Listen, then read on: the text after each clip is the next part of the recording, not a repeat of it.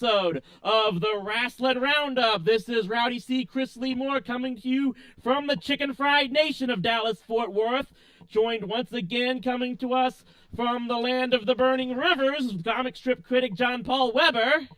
Oh, boo on you. That's Cuyahoga, not Cleveland. Okay. And also joining us for the first time for this edition, coming from the place where sanity goes to die, Florida, Writrzblok, Jeff Gwinnip. Yeah, you pretty much got it right. So I'd welcome for our first Triple Threat podcast here in our second edition. Also, anybody listening out there that kind of understand the significance of our new theme song that we're opening up, props to you for knowing that. In the meantime, we're gonna start up. We'll talk about previewing the Battleground pay-per-view this Sunday later on in this show. But first up, the major reason we decided to start up this whole podcast is because a number of us, John specifically, we have a number of different subjects and topics we wanted to discuss in this forum about, the state of wrestling, state of WWE, a number of different things. We've got a number of different topics that we'll bring up in each one of these podcasts. And I think what we decided to go with now is we want to talk about the kind of trend that seems to be going on, especially in WWE, that they seem to be having some real trouble creating good babyface characters. It seems like this is another one of those time periods where the heels seem to be really driving the programming. They're like the most dominant personalities. I think at this time of recording, all but two of the major championships in WWE are currently being held by heels. In fact, just about days prior to our first podcast, it was all but one. I think the only babyface is currently in WWE are the United States champion AJ Styles and the SmackDown Women's champion Naomi. Yeah, this is actually something that I was talking about with a friend of mine at a place that I go out to on Wednesdays. And we were talking about wrestling, and that's when I suddenly had the realization. I said, who's the top babyface on Raw? And we both sat there and spent about 15 seconds trying to go over it until he finally really tentatively said, is it Seth Rollins? Maybe? And he's kind of right in that if you ask someone who the top babyface on Raw is, it's kind of hard to give a definitive answer these days.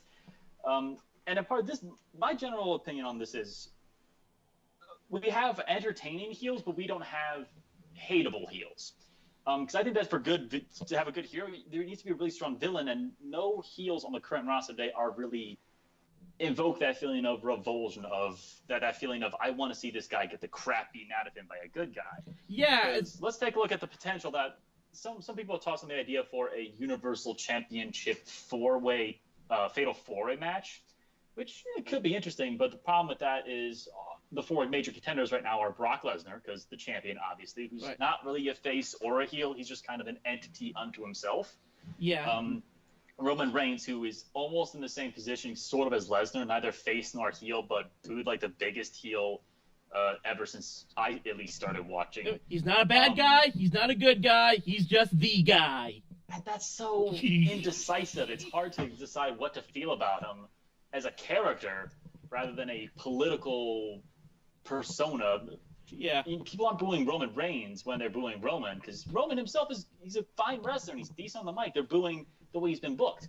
Then the other person is maybe Samoa Joe, who's a heel, but he's not really a terrible character. He's just kind of a jerk, which isn't really enough to make people really hate you.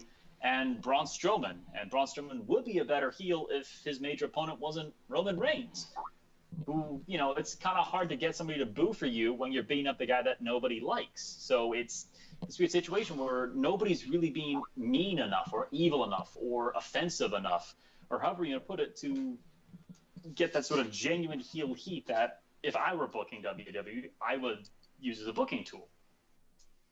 Yeah, and I know this is definitely something that that Jeff, you've been talking about before. About you've had some real disappointment about the the lack of really good baby faces that can carry the company at this point in time. Mm-hmm. Yeah. I've expressed this on Twitter, and we've talked about this on other podcasts. Yeah, I'm just really disappointed in WWE's almost steadfast refusal to book interesting baby faces. They seem to give the best materials. Well, I say best material loosely, considering the quality of the writing we get. They tend to give the best material to the heels, and they tend to take more time and develop them and make them more and try to make them more entertaining. Like say the Miz. Now, Miz gets really good heat because he just knows how to play an audience. He knows how to just get under the skin of an audience. But the thing is, he's not really effective as like an evil heel. He's just he's just that guy you want to slap upside the head, just to shut him up because he just will not stop talking about himself. Yeah, I just keep thinking of the fact that it's difficult for me to, at least on my side, difficult for me to hate a guy just for being a loudmouth jackass because, well, I'm a loudmouth jackass most of the time. So exactly, that's the thing with the Miz is he's a smug, smarmy douchebag, but he's so good at being a smug, smarmy douchebag that it's kind of hard to hate him. It's the same, and the same thing with Alexa Bliss. Exactly, yeah. Alexa Bliss is almost like a female Miz. I'm sorry, Chris. I'm sorry to put that image in your head. And I don't apologize, however. But it also I think back to a few weeks ago. This was one thing that was going over the rounds on social media with a number of my other friends on social media. I think Duke CT and Nate Milbank shared this with me. There was an excerpt from Brian Alvarez's podcast where he went into this long rant about how supposedly one problem that might be is like few, if any, wrestlers are interested in really being good baby faces. He says how supposedly it's a lot harder to become to be a good baby face in this day and age. It's so easier. It's not as easy to get the crowd to like you. I kind of wonder about that because we've talked about this before that one thing is you look at all of the top draws, the guys that they ended up becoming the top baby faces in wrestling that ended up carrying a company. Almost all of them actually started out as heels. That's one thing to take into account because even Hulk Hogan. Yeah, but his first John Cena did. Even Hulk in his first original run in the then WWF when it was under the run of the elder Vince McMahon started out as a heel. He didn't turn face until he got to the AWA in the earlier 80s, whatnot. I personally... And Bayley herself was a heel in the independent circuit before she came to NXT and became Bayley.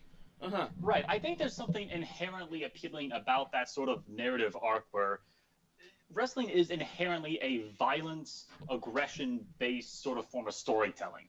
And that in itself is sort of almost a natural evil sort of mentality to have. So you have someone who does bad things until they cross the line that they shouldn't have crossed, and then they try and seek redemption using a babyface turn. And it's a simple formula that has worked for a number of people before, most notably in my recent memory, Daniel Bryan did it. I think they're starting to plant the seeds for Seth Rollins doing the same thing, which is great if that's the way they're going. I think if they book Seth right, they could make him a top babyface. Especially after this week's Raw, where he and Dean pretty much just hashed it out. Right. Yeah. That's actually something that I would like to see. I would like to see Seth try and reform the Shield to get Seth some babyface heat. And then I would have... I'm part of the Roman Reigns please turn Roman Reigns heel camp. And then I would have Roman just utterly... right after the show gets reformed and everyone's all happy, I would have Roman just utterly clothesline and spear both Seth and Dean, saying, "No, I'm in this for me now, so screw all y'all, I'm on my own."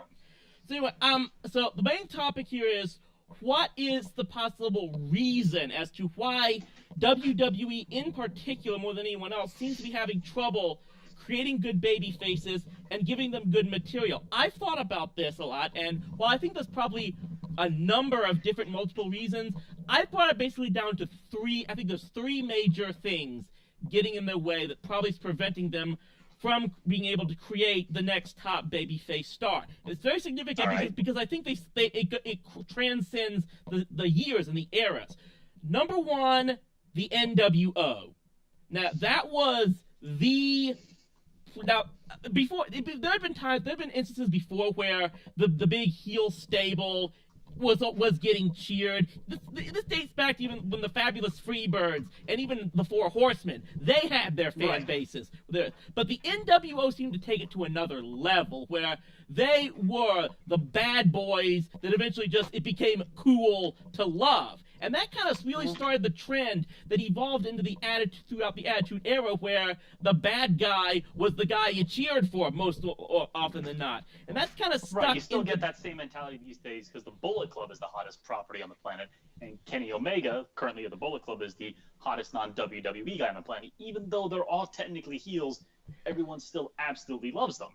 Because bad guys are kind of cool. We all love the Joker. Yeah. But then, so the second, that might be debatable for another type of podcast, but that would probably be the first reason. Second reason, I would say, is the John Cena hate. Because everyone wants to talk about what do you do to build a good baby face. WWE, in my opinion, did every single thing that you expect them to put in a babyface character with John Cena. They made him the guy who plays for the crowd, supports the crowd, always says he's gonna do the right thing, tries to stand up for the little guys, yada yada yada, all this. They made him try to make him the prototypical good guy, and they spent the next 10 years getting savaged on the internet for it. So I think maybe I think this because of that, even though he still became their biggest draw, the biggest merchandise seller, that tells me that especially the people in creative now, they're kind of gun-shy in trying to create that type of character again because they look at all the internet backlash and saying, what's the point? Okay, I'll put a pin in that. I'm going to come back to that in a moment in regards in particular to John Cena, but let's hear your third point first. Yeah, the third point is, and this is going to be the big kind of, if you think that's controversial topic, the third one really might, because this is the one that I really think, especially in most recent times, I think is really becoming influential, Game of Thrones. When you... Not just I know where you're going with this. I don't think it's just Game of Thrones, but carry on. Yeah, perhaps. It's when the probably the most talked about television program on the air right now is a show where the bad guys almost always win, and the good guys either always die or suffer in probably the most horrific way possible, and that's the most talked about thing on television right now. I think you gotta expect that gets carried over into the WWE creative just trying to reflect what's popular at the time, and they've created a show where it seems like the bad guys are coming out on top more often than not now, more than any other. No, I will say this in regards to that point. It's not just Game of Thrones. We don't really, in modern day, we don't necessarily, I think, fully believe in the concept of the pure hero. Superman breaks necks in Man of Steel. Suicide Squad got a movie all to themselves. Batman carried a gun around. The most popular TV show before Game of Thrones rolled around was a show about a meth-making school teacher who eventually turned Kingpin. I'm referring to Breaking Bad, in case you don't know what that is. And Walking Dead is The running Sopranos. on 8 or 9 seasons now. Yeah. I'm sorry, I talked over you there, Jeff, but Sopranos okay. before that. So the idea of no more heroes, never played that video game myself, but it does kind of reflect on that. But in that case, I think if you have really effective villains, then you could have a good contrast to get really good heroes out of it. And all of our villains in all those major TV shows and movies became a little too sympathetic, and our heroes became a little too flawed, and now the concept of a all-loving hero doesn't work. Now, I said I were going to come back to the John Cena example, because you've made this point on Twitter and Facebook. We got into this before, where you don't see a difference between John Cena and, stick with me here, Bayley. The problem that as I understand it, because I'm one of the more prototypical internet smarks who follows things and tries to understand everything from all sides, is not that John Cena wasn't he was a well-booked face, but was booked too strongly up against people who had the potential to become another big name. The big example I can think of was SummerSlam 2010, I think it was, when it was Team WWE versus the Nexus. If you know the behind-the-scenes scuttlebutt for that, what actually happened in that match, the match that aired in SummerSlam, was Daniel Bryan came back. He defected from the Nexus, joined Team WWE. There were, I think 3 Nexus people left, and it was just John Cena on Team WWE. Nexus pulled up the mats. Cena took a DDT onto bare concrete and still came back and won the match anyways, which stretches the limits of credibility just enough to sort of make you roll your eyes. But more than that, it also snuffed off all Nexus's momentum for the sake of making John Cena look good too early. So it was not necessarily John Cena. The point is, it ruined an up-and-comer's momentum for the sake of Cena staying on top. And when someone stays on top of the game for too long, they start to look a little selfish, and they start to look less sympathetic. It's a problem that we talked about it briefly last week with holding a championship for a long time versus chasing a championship for a long time. And that's where Bayley has a difference right now, or she did until her match with Alexa Bliss at the Extreme Rules. Bayley hasn't really used her own influence to crush anybody's momentum and their own rise yet, which is why I believe she's getting a lot more sympathy and forgiveness from Smarks right now. To be fair, she doesn't have as much influence as Cena. She's a lot younger in her career at WWE. That could change, but that's just how I view it. Jeff, any comments on this? Oh, well, as going back, I don't know if I can address them point by point, but I would definitely say that there's something to be said about the cultural landscape when it comes to media and how they're portraying how they're portraying good and evil these days, especially when it comes to shows like House of Cards and Game of Thrones and Sopranos and Breaking Bad and such, where you have these interesting yet still very bad people, being the main protagonists of the show, where you're kind of I guess forced to look at things through their perspective, which I think kind of for lack of a better term colors things. Plus, I think it's also a matter of, like John said, they booked the last real strong babyface they booked him into the damn ground. They booked him way too strong. They made his ability to overcome almost a superpower. It's where they coined the term Super Cena. Yeah. Especially the part with the Nexus and him, essentially burying an entire stable of people. Right. And Daniel Bryan was an awesome babyface, an amazing babyface.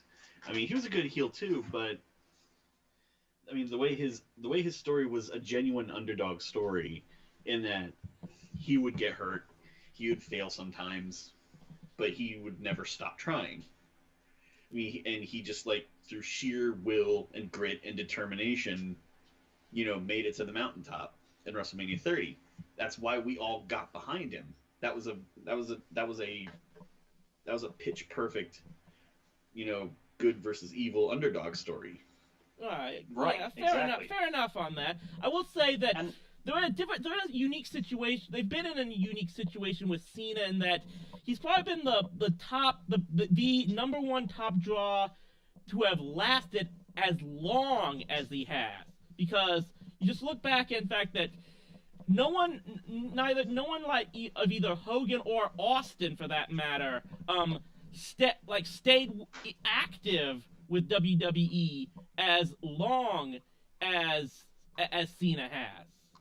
That's probably the one thing to keep in mind more than anything else, and just the fact that perhaps, have they perhaps used them for much longer than necessary? Yeah, perhaps.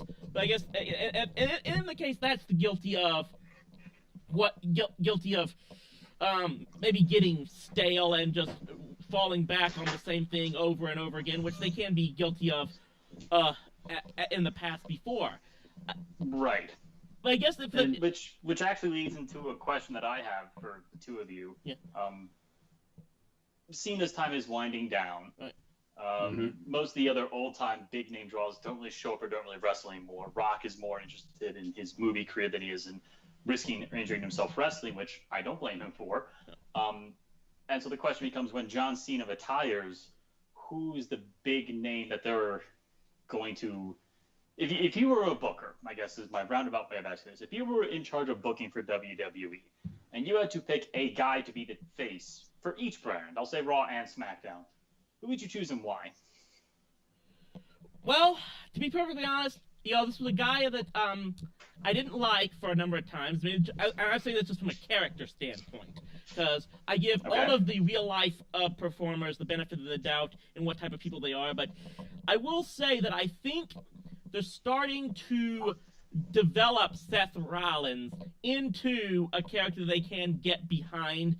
I hate bringing this name up, but I think he's probably the closest thing now to a CM Punk character that they've got today. So he might be the guy they can rally around for the next few years, that he's going to be that type of sarcastic but determined individual character that the majority of people can support. Right. SmackDown's a little bit more difficult, I think, as of right now, because I think this, the first guy I can think of is AJ Styles, but he's in his late 30s. So I don't know how long they could use him, which means maybe you have to look at a guy and reshape a character like a Chad Gable, that maybe this might be his opportunity to take his career to the next level. SmackDown's a little more difficult. It's kind of a toss-up. They're going to have to really take a risk with someone, I think. Okay. For me, for Raw, I would have to agree with Chris here and say Seth Rollins probably has the most potential at the moment to be a top babyface for that brand, possibly the company, in terms of personality and the way he's developed and changed as a character. SmackDown is a crapshoot. SmackDown is a crapshoot, basically. Shinsuke's like mid-30s, I think. AJ's pushing 40. John Cena's leaving. Now, a radical idea would probably be Rusev. I've actually wanted. Now that I remember, I do think I've been pushing for a Rusev face turn for some time now. It doesn't look like that's happening, and we'll probably talk about that when we get to our Battleground preview. But okay. I'm kind of interested in. Rusev's kind of an unusual choice. He isn't who I would have gone with. But what's your reasoning for Rusev being SmackDown's face? I'm asking Jeff this. Yeah, of course. Well, he has the ability to come across as charismatic. He can be entertaining. If anyone, I don't know if either of you have seen the Southpaw Regional Wrestling shorts on the network. Yes. Oh, yes. Yes, I have. Yeah. He was fantastic. Yes, he is fantastic. He was fantastic as just like this, just as this, bumbling babyface. He shouldn't be bumbling. That's something that I really wish would die in a fire. He's been bumbling a bit too much in his recent opportunities to shine. Yeah, but he's too good at bumbling. And so he has all the tools to be a really strong babyface if they just gave him a chance and not have him, and not have him be like the Bulgarian brute and Rusev crush and all that shit. Right. Another choice, and this might seem out of left field, but Ty Dillinger. Ty Dillinger has an everyman appeal, in that he is this guy. In that he's this guy who didn't seem like he was going to amount to much, but kept working, kept training, kept putting in the hours, and loss after loss, he'd still get some wins back. So he would be like he could be like a Rocky type story. Perhaps. Okay. Yeah. Yeah. I think where he seems like he's down and out, but he just has like fighting spirit and comes back, and I mean, and you can even do the little cheesy 10 thing for a little while. Yeah, outside of them, the only other person that I can think of who I think has been at least one of the most entertaining among the most entertaining personas for me, that I think the only person I think that could be the face of face of SmackDown, the first person I think of is actually Charlotte. I just look at... Yeah, I can see Charlotte being the face of the women's division. Yeah, and that's the thing, because... She was over on Raw, basically, for a long time. She and Sasha traded back and forth. Because I'll just say this now, there. Forever and ever. Yeah, right. I'll just point out, recently now they seem to be at least putting, Charlotte's real-life friendship with Becky Lynch more into storylines more and more, and I'm just thinking, there's some potential to make some good sketches out of that whole thing. I agree. That's when my fantasy booking is kicking in. I'm just trying to picture all these things where they almost turn into like an Odd Couple situation where Charlotte just becomes a full-on version of her father, trying to basically Becky would be Arn Anderson to Charlotte's Ric Flair, and I just keep thinking of these great sketches where she's trying to indoctrinate Becky into the whole limousine riding, jet flying high life. But then, because Becky's kind of a goofball in real life, she always ends up doing some kind of crazy stunt that gets them in trouble or something. I can see the hilarity between that whole high class Ric Flair lifestyle thing, and almost Becky being sort of like a soccer hooligan. that sort of like Austin Percy, I think could be really funny. But before we get to the Battlegrounds card rundown, my own picks for top faces. For Raw, I'm going to agree with both of you. Seth Rollins. I think if they continue with this redemption arc that they're pushing for him, and they don't mess it up, I think that could do wonders for Seth's babyface credentials. And I think he's got the most potential to gain if they don't botch his push right. So I won't spend too much time on that. But for me, my personal pick for SmackDown face, they're gonna have to rehabilitate him a lot recently, and you're gonna hear me despair a lot when we get to the Battleground cards. But I still remember how good Sami Zayn was down in NXT. Yeah. And I really wish that they would have treated him better on the main roster, because I think he's got. If you're trying to push a guy, he's got so many things that just sound like a checklist. He's got, he's got casual mark friendliness and flashy style, and he's sort of friendly looking with kids. He's got a long independent circuit street cred for all your independent wrestling smarts. He's Canadian, so he appeals to Canadians. He doesn't look too foreign, so that appeals to the clueless people in the crowd who might not. He appeals to the Americans because he doesn't look too Canadian. He's Muslim. He speaks Arabic and French, so he can do a whole international tour. His theme song is nice and upbeat and friendly. He's just a fun-looking, jolly guy. I just think that Sami Zayn should be getting treated way better than he currently is, and it makes me sad to see where he is right now. That's fair. I definitely think that would be, and the thing is, the picks I had, the reason I made the picks I made, and I dig Sami Zayn, to no end, but right now there just seems to be no incentive on creative to market him as a true top babyface. Oh, I know, it's killing me. It's killing me so hard. Like, I believe Sami Zayn could be top face, and Bray Wyatt should have been top heel. But we'll get into building proper heels some other time. I will shelve that for later, so I don't start on a rant right now.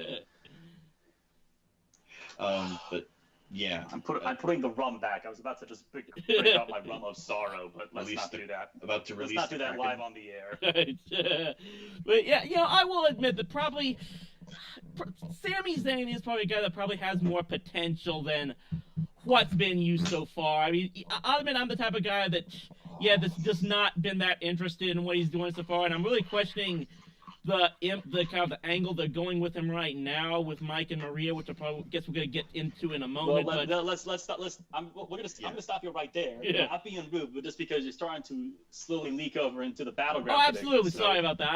I wasn't gonna go much farther, but I know. But before we get into it, Battleground is in less than 24 hours. No, it starts in about 24 hours, 8 p.m. my time. So yeah, we're recording this. Yeah, we're recording this. Time recording this. It is 7:52 in the evening right now on Saturday, July 22nd, the year of our Lord, Anno Domini 2017. And Battleground is in just over 24 hours. So something that'll be happening exactly 24 hours now is the pre-show, Ty Dillinger versus Aiden English. I don't care. I'm sorry. I guess I want Ty Dillinger to win because he's got more potential than Aiden English does. You guys? Yeah, I think I'm really kind of surprised right now that Dillinger's been kind of pushed back right now, because it looks like that is the type of guy that seems to have the ability to get over with crowds. I mean, he probably might end up winning just because I think they're turning Aiden English, I think, is being more or less pushed as the almost like the almost like the butt monkey heel, almost so much, where I think he's the type of guy who's going to end up getting his ass beaten by some babyface almost every time. So I'm kind of picking, I would probably pick Dillinger to win this, but unfortunately, it's not that much interest in me right now.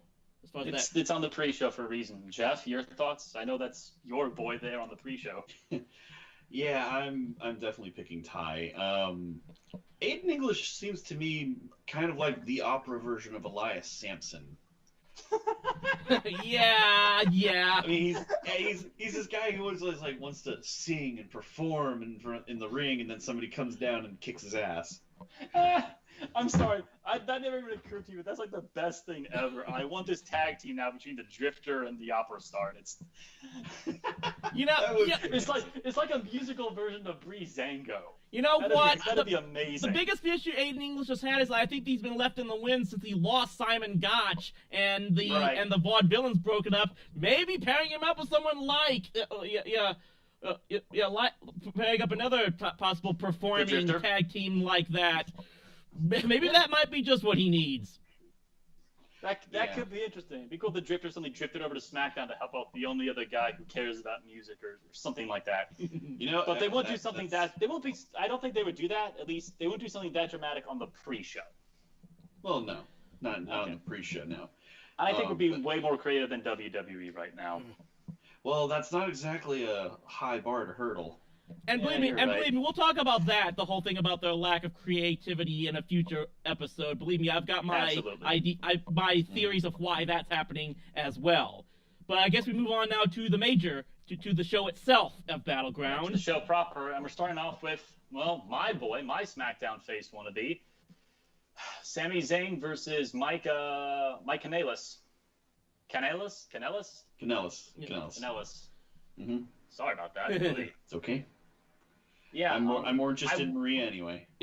I want Sami to win just because I love Sami so much, but if you got a guy who's doing his debut pay-per-view, it would make sense for him to win. Yeah. Yeah, I can kind of see Mike end up winning this thing. Like I said, this is one feud where well, I'll say this. But the attitude Sami has been going with Mike and Maria is something I can sympathize with for certain. That he supposedly is not very thrilled with their whole lovey-dovey act, but I don't know how well that goes with pushing him as a pure baby face. Like I said, he's kind of making him as kind of a jaded, sarcastic individual, which is a guy I think by default I have to like in some way, but yeah, it's kind of difficult where the only thing that Mike and Maria have going for them as far as being a heel act is the fact that Maria's always apparently stepping in and helping her husband win. That's basically what she's devolved into. This is a woman who once beat Lita in a match. You know, it's traditional heel tactics. Yeah. That's not bad, but. And here I'm just hoping that that duo at least on camera would break up soon, just so Maria can get her old theme music back. That was one of the best opening theme songs for any wrestler ever that she had. I hear Bobby Roode scoffing, but somewhere off in the distance. Perhaps. Anyways. Well, as much as I would like Sammy to win, Mike needs this win more in terms of building credibility as a character and as a threat. I mean, thing is, Sammy, as many losses as he can eat it. He can eat another one. Oh, you're right. I know. I mean, it makes me sad, but you're right. Yeah, the thing is, he's not completely buried, and like he's not like Kalisto level buried. But how much longer though is like my fear. Like, I don't know. Honestly, you hear how sad I sound? You hear how sad I sound when you talk Sami Zayn's status? No, I get it. I get it. I dig Sammy too, and I wish he didn't have to lose, but he's, like I said, Mike needs to win more. You're right. AJ Styles, the current United States champion, versus the face of America, Kevin Owens. I kind of I don't like playing title hot potato so often, but I feel like if Kevin Owens is going to keep this face of America gimmick, I feel like he should have the title. Yeah, I wonder if, like I said, putting the belt on Styles in that Madison Square Garden house show was kind of just the shocker of all shockers, and all it tells me is that it surprised me that they didn't just give the belt back to him the next night in Corpus Christi. That was what I was kind of expecting, but it didn't happen.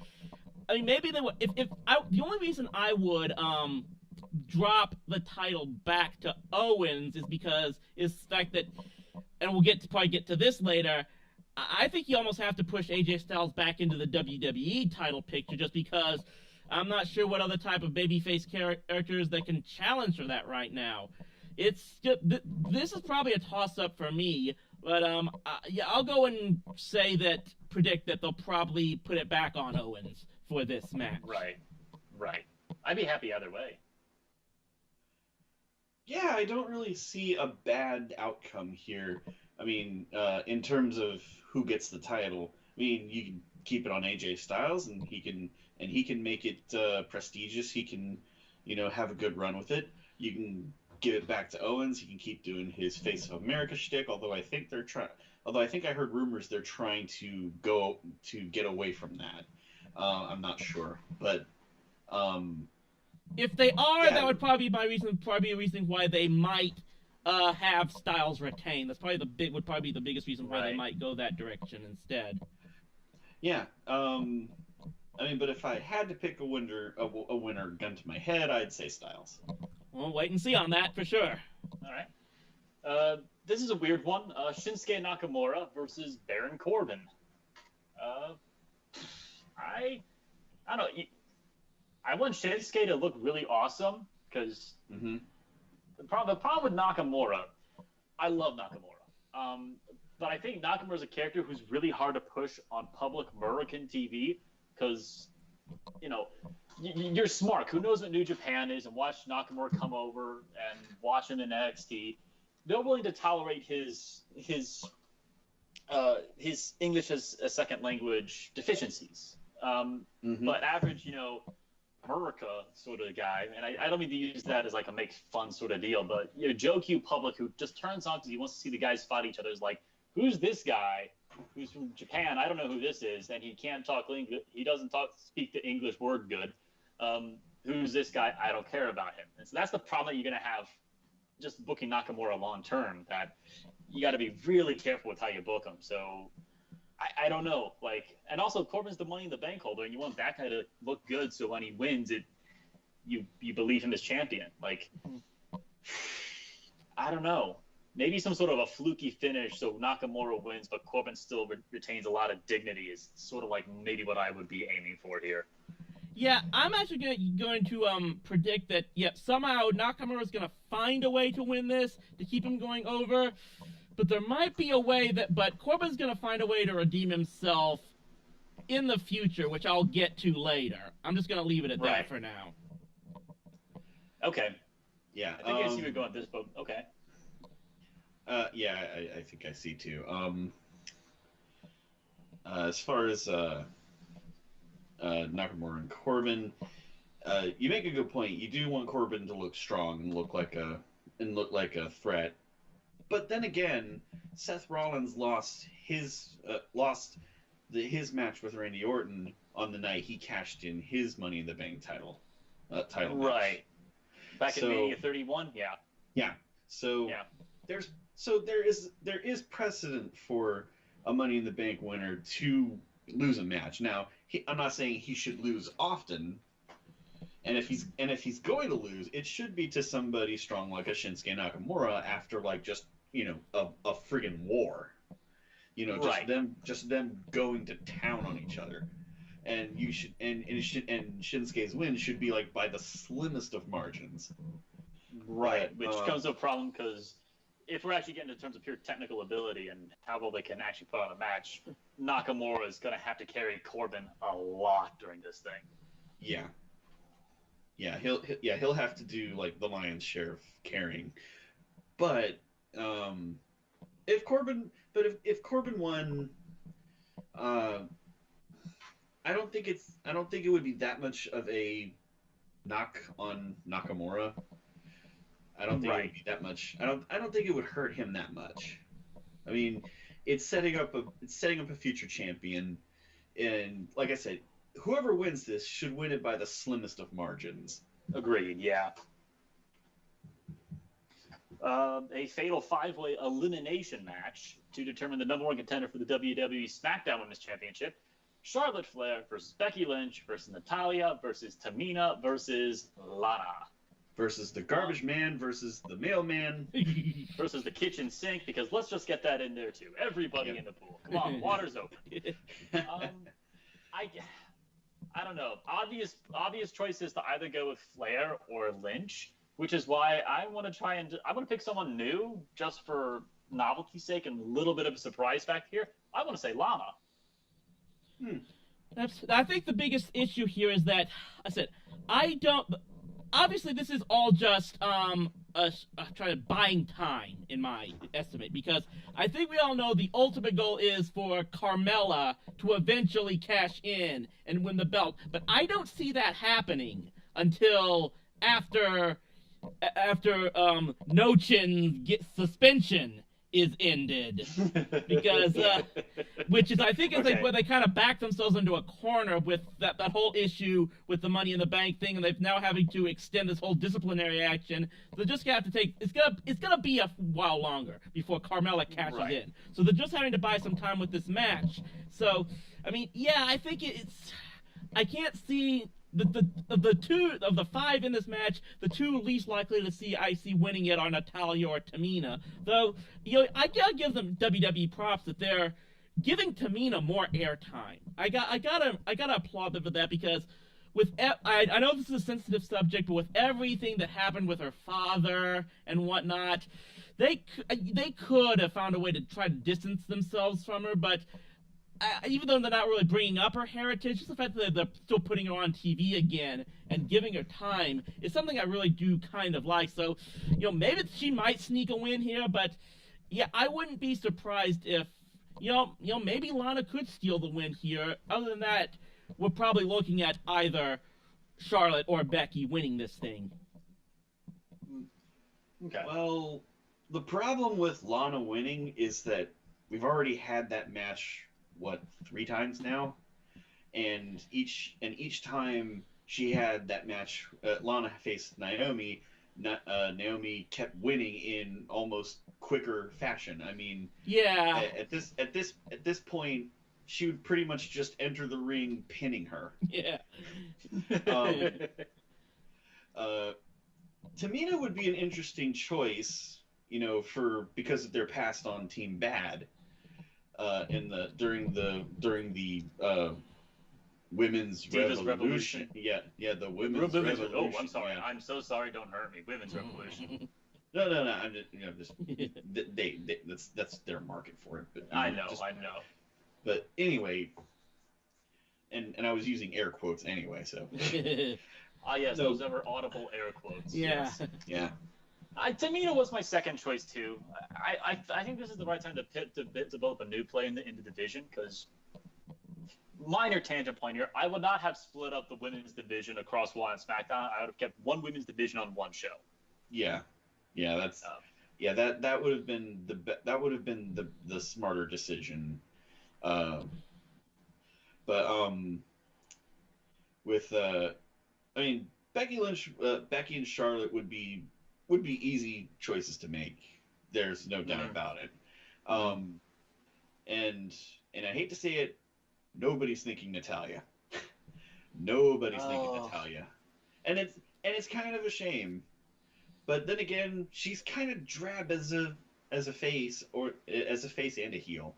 So yeah, if they're gonna push her, she needs a reworking. Yeah. But yeah. I mean, the most interesting one would be Tamina, although I would have to say, get her some acting lessons. For one thing, especially because of that Ellsworth line she tried to do a couple of weeks ago, which I must have missed it. Yeah, she basically repeated an insult someone had just said. Oh dear. Dear. Yeah, and it was like, oh my god, she is just dying. Yeah, all this is why I would probably think is why you realistically, I think you're probably going to see either Charlotte or Becky win this thing, lead it to some epic match with her against Naomi, and that's gonna be followed by Carmella cashing in. That would be my prediction long term. Mm-hmm. Yeah, well, long term, sure, but we're just looking at Battleground right now. Yeah, absolutely.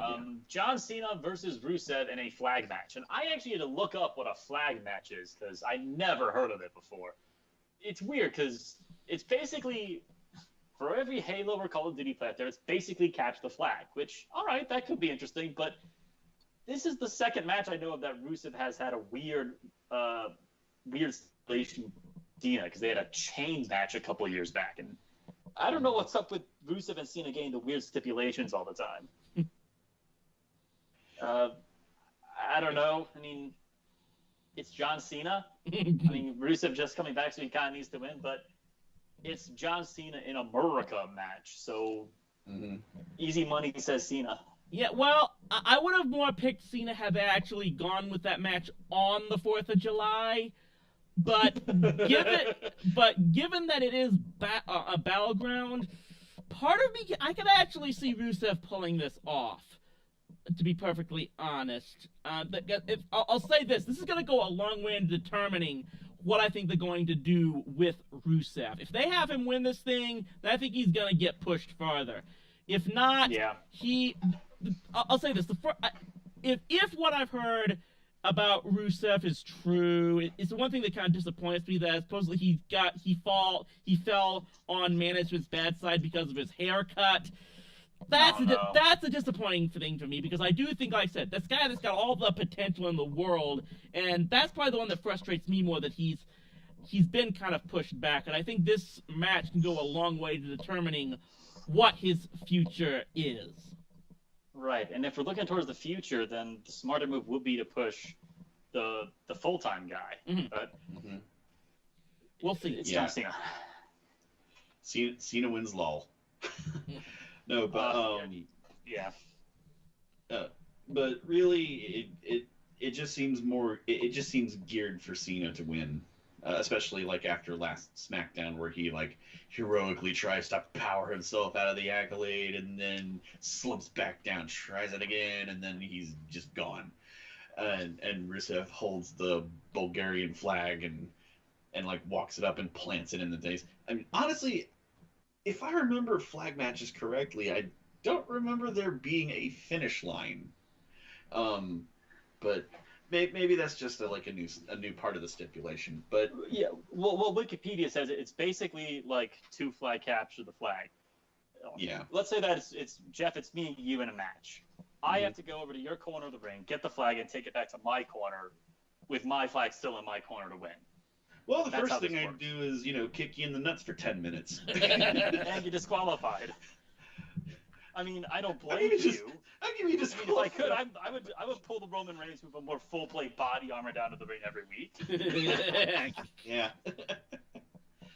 No, but I would like to see Rusev win because it's the more interesting outcome. But like I said at the start, Cena wins lol. Yeah. No. I think we're basically all in agreement on that one. Tag team match, the Usos versus the New Day for the champions. So, the Usos have been interesting. The Usos have been the most interesting they've been in a long time. I like their heel turn. The New Day are fun, and I don't really see the point of the New Day winning the tag team champions yet. I would build up a newer tag team, like maybe if we get this musical group going on later that we dreamed up earlier with the Drifter and Aiden English, or oh no, the Rival are on Raw, aren't they? They're on SmackDown. Yeah, the Revival. Yeah. Yeah. So New Day will be good face champions. They're proven to be moneymakers and attention and critical darlings, but I just don't see the point of them winning it right now. Yeah, I would say Sticking with the Usos. The only way I would see the New Day winning, getting the titles back now is just the fact is that if they don't see another tag team currently being able to challenge the Usos, so they're gonna drag this thing out. I mean, unless someone can give me a name, unless someone can give me a name that I think could be a serious threat to challenge the Usos again, I'm gonna go ahead here and make the prediction that the New Day wins this thing. I'm gonna take the shot there. Well, I mean, who do we got left? Breezango? No. The Ascension? No. Hell no. I wish. Yeah, they have the main roster, aside from a few exceptions, like say the Revival, and really even then they haven't had a chance with them yet. The main roster seems to just utterly despise NXT's tag team division.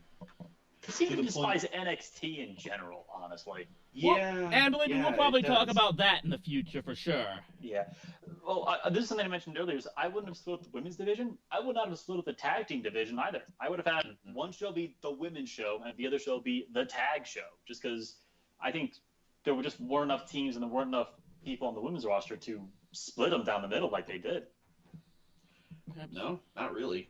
As far as Usos New Day, if the Usos are going to retain, they need to do it with a different kind of chicanery than just grab the belts, peace out. Yeah. It has to be something different. Otherwise, what's the point? Right. I mean, and the New Day are just going to ask for another match anyway, and they're just going to get it. So. Right. So Me personally, and it's like you're right back where you started. Right. This is a favorite heel move of mine, and this is something I wish they would do a little more because this could actually build heel heat. And they did it once in NXT to great effect. I would have a heel absolutely brutalize a babyface to the point that he can't even basically move. He's in so much pain, he's so hurt that the ref calls the match because stop, you're gonna kill him. They did it back in NXT during a Kevin Owens versus Sami Zayn match. Yeah. I forget the name of the special. It was the one where Samoa Joe debuted. But Owens powerbombed Sami Zayn 5 times into the mat. And Zayn he didn't kick out of one pin attempt so much as just barely, weakly rolled over.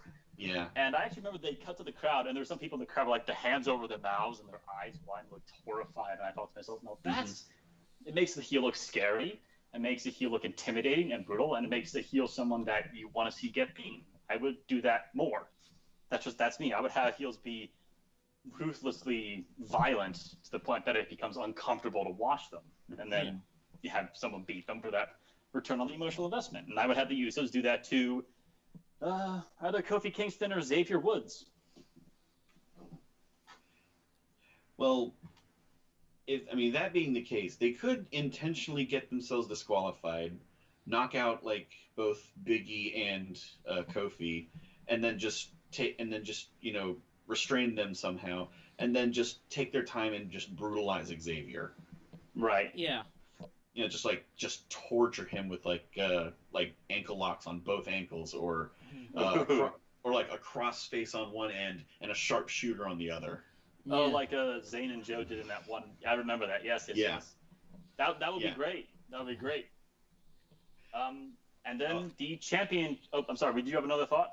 Oh no, I'm just saying anything but just grab belts, peace out. Yeah, that's boring. That's boring and inconclusive, and it doesn't get enough heel heat. Yeah. That you want. Our championship match, the WWE title, held by the champion Jinder Mahal with the Singh brothers versus Randy Orton in I think it's the third one ever, Punjabi prison match. The match that fans can't see and the cameras can't film through. I don't. This is coming from a guy who majored in video production. This match, if I was a cameraman and the guy trying to set this up, this would frustrate the hell out of me. Good Lord. Yeah, this does not. This reminds me of the red cage in TNA. They had like the bright red cage where you just couldn't see anything because it was just so in your face.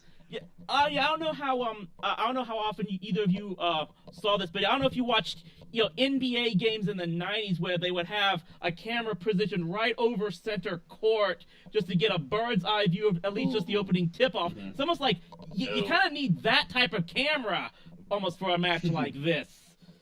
Lucha Underground has used that camera shot a couple of times. It's not terrible. I'm not very far on Lucha Underground. I know it's on Netflix, but I'm only like 8 or 9 episodes in, and I stopped like 3 months ago. I should get back on that. Anyways, I would stick with Jinder. I would keep that belt on Jinder because he's in this weird place again where, as a character, he's a heel, but behind the scenes, I think he's all this patriotic pride, and he was just wrestling in high school shows like not even a year ago. That's a face story. That's the guy who came back and suddenly, grabbed the brass ring, and it's the Rocky story. Mm-hmm. Jinder should be a better face. He should be a better face right now than he is a heel. I mean, he looks like a great heel. He can pull up the facial expressions beautifully, magnificently. Yeah.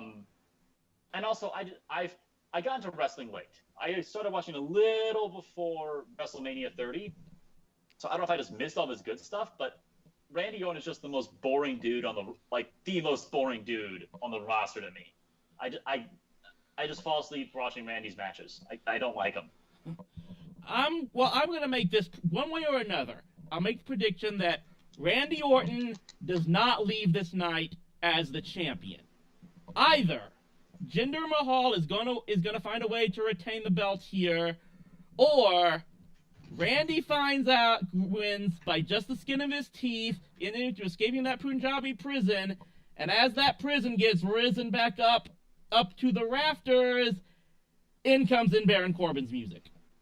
That's and I'm predicting that if that doesn't happen tomorrow night at Battleground, it's gonna happen at SummerSlam. That's my ultimate prediction. Safe bet. Because I think just the issue here is that I think that again, this kind of goes back to what we're talking about with the lack of babyface characters, that they're kind of in a corner right now, in that the current champion is a heel. And also the challenger's a heel. Well, the Money in the Bank. The challenger's a tweener, or at least we'll put it that way, so to speak. But just the fact that the Money in the Bank holder is a heel is the fact that at the moment you don't really have a good situation. As long as Jinder holds the belt, it's not really a good position of any time for Corbin to cash in at this moment. Now, granted, they may drag this thing out. We keep forgetting that when Edge won the first Money in the Bank match, he held on to that thing for like 10 months before he finally cashed it in. So Seth Rollins held on to it for a long while. And last year they had Dean Ambrose cash in the same night. So they're probably not going to pull that same trick and have a short contract holder again.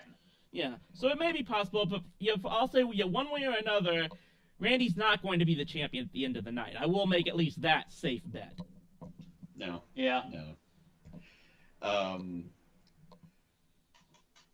You made an interesting point about Jinder, John. in that he has basically climbed his way out of hell to become WWE champion, and you can throw in the whole it's marketing to India and whatever, but still he made it. I don't think they would. I don't think they would have put the belt on him solely for and book him as strong as they have, because they've booked him really strong. Yeah, they wouldn't have booked him as strong as they have and put the belt on him if he didn't have if he didn't have like something to him. If it was just for marketing. I mean, if it was just for marketing, you can just put the belt on his shoulder and say, "Yeah, I'm the champ," and then just hand it back to John Cena or AJ Styles or Kevin Owens. Well, SummerSlam is coming up. Yeah. You could get Cena versus Mahal at SummerSlam. Very well could. Especially if they keep going with this whole anti-America Jinder Mahal thing. But you okay over there?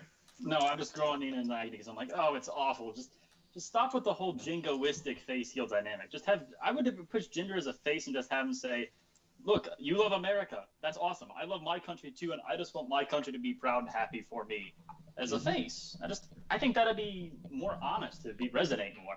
I know I've been groaning like Tina Belcher over here a lot. I'm sorry. I will. That actually brings up a topic. See, that brings up a topic I thought about bringing up in the first half hour, but I just didn't get to.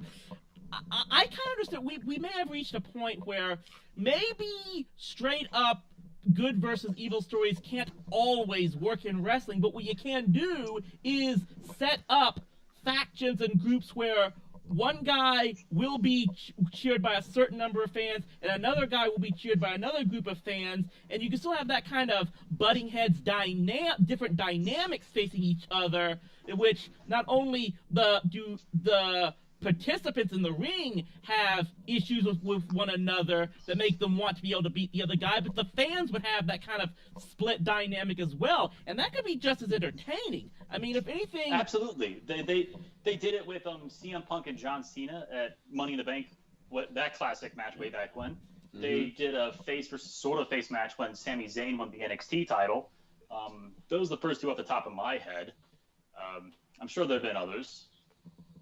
Yeah, I mean, like I said, it goes back to, like I said, the 80s, where, when the Freebirds wrestled here in Dallas, they were always booed because they were always going up against the Von Erichs. But they transfer over to Atlanta, and they're loved by that crowd. So that's the kind of, is that kind of thing that, it can kind of work that everyone's going to have their group to cheer for, and you still have a battle of, I'm trying to find the words here. Just a kind of a proper motivations, but not necessarily good versus evil. I won for X. I won for Y. Those are both compelling reasons. Now I want to see how this character drama plays out. It's more than a simple good evil play. It's a character. It's a story of more complex character motivations. Yeah, as long as you can still come up with good writing characteristics and story building, it can it can work. It can still work in some form or fashion. But. Yeah, Jinder's walking out with the title. Either Jinder's walking out with the title or Corbin is. Although it's much more likely that Jinder's going to retain. Is going to retain through his own methods. His own methods. Yeah. I mean, I imagine there's still going to be some kind of shenanigans, but But at this point, if the thing is, if Randy gets the title back, there's nothing. I mean, you're right back at square one. Where he's got the title. What do you do? But then again, you also figure if he doesn't win, where does he go from there? Well, Orton's kind of in kind of the later stages of his career as well, and I think I actually heard rumors somewhere that he might be taking time off himself. At some point, so all that factors into I kind of agree that probably the more likely scenario is Jinder retaining, because one way or another he's generating great heat, he's getting reactions from the crowd, so I don't see taking the belt off him at this point in time unless you can move it to someone who's going to get equal, if not greater, response from the crowd at this point. So this might be something where they're probably going to run with him for at least a few more months or so. Plus, he has the male equivalent of resting bitch face. he kind of does. Also, something else to keep in mind, I think every time that the WWE title's been on the line at pay-per-view this year, it's changed hands. Cena won it at the Royal Rumble, Wyatt won it at Elimination Chamber, Orton won it at Mania, Mahal won it at Backlash, and now we're at Battleground. So maybe keep the belt on someone for more than one pay-per-view. Yeah. And maybe they may have at least found the guy that can do that. So those are our Battleground predictions, as well as our topics of what takes to why we're having troubles with good babyface characters. Hopefully, maybe they could spend these next few months finding a way to build one that could be a good challenger to Jinder Mahal, can carry SmackDown. They may be I think they're going the right way on Raw. We're going to see that in the near future. We'll probably get to that when we talk about SummerSlam. Yep. I definitely want to thank Jeff Gwinnip for his first appearance here on the Rasslin Roundup. Definitely we look forward to having him in future episodes. We'll hopefully have other guest stars coming in future times at some point. Always gonna Jeff, thank you so much for coming on. It's been great having you here. Thanks. Yeah, thanks for having me. So for our colleagues Jeff Gwinnip, and of course for John Paul Weber, my regular co-host here, this is Rowdy Chris Lee Moore saying thanks for listening, and we'll see you next time, at least for a preview SummerSlam. Maybe we'll try to find a way to get one in the next 2 weeks for just a general topics discussion. We'll probably banter about a couple of things if we decide to do that. We'll keep you informed on rowdyc.com in one way, form, or fashion. And once again, thanks for everyone participating. Thanks for everyone listening. And until next time, stay rowdy, my friends.